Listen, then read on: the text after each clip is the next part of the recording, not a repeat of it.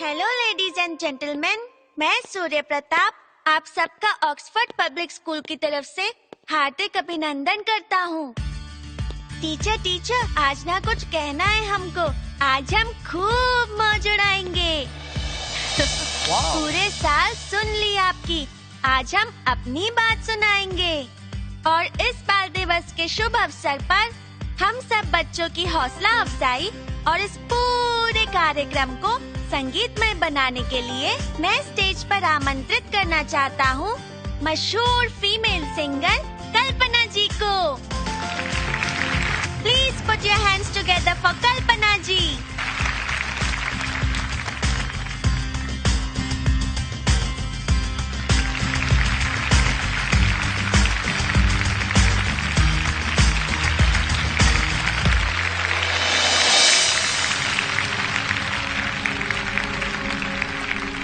और आप लोगों को ये जानकर और भी खुशी होगी कि इस कार्यक्रम को और भी संगीतमय बनाने के लिए कल्पना जी का साथ देंगे भोजपुरी के स्टार सिंगर और मेरे फेवरेट साजन लाल जी।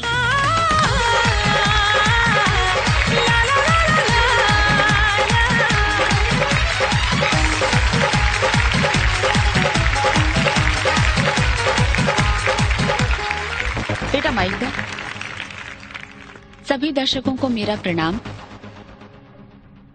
मैं आप सबसे क्षमा चाहती हूँ कि मैं इनके साथ नहीं गा सकती।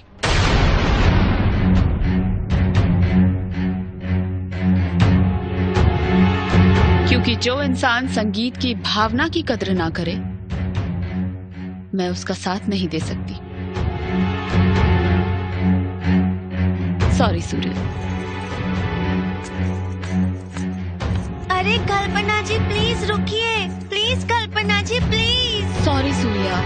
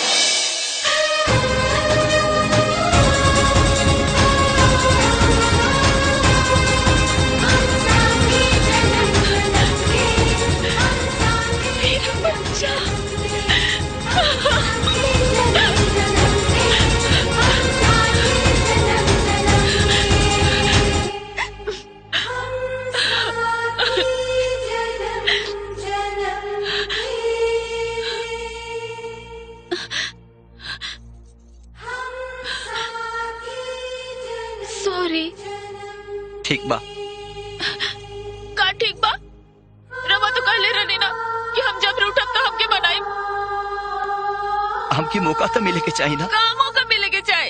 रवा के पता बा इतना शर्म कैसे रहनी है? एक को मेरे हमारी याद में आए। अरे यार, मैंने आप लोगों को इतनी मुश्किल से मिलाया और आप लोग फिर चालू हो गए। हम साथी जन्म जन्म के, हम साथी जन्म जन्म के।